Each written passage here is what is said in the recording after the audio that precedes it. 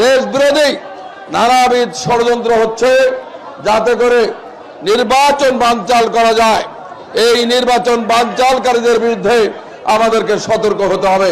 ভাইয়ের আমার, একটি কথা আপনারা খেয়াল রাখবেন, আজকে বাংলাদেশ জাতীয়তাবাদী দল বিএনপি তারেক রহমানের নেতৃত্বে এক সুকঠিন ঐক্য গড়ে তুলেছে। আমাদের এই আলফাডাঙ্গাতে আমাদের কতিপয় ভাই ব্রাদার এদিক ওদিক চলাফেরা করছেন, তাদেরকে আমি অনুরোধ করব, কোনো ভেদাভেদ নেই, দলকে ঐক্যবদ্ধ করতে হবে। আপনাদের কি প্রয়োজন, আপনাদের কি দাবি, আসুন আমরা এক জায়গায় বসে এগুলোর সমাধান করি। কোনো বিভেদ নয়, ভাই ভাই বিভেদ করলে আমাদের এই শক্তি দুর্বল হবে।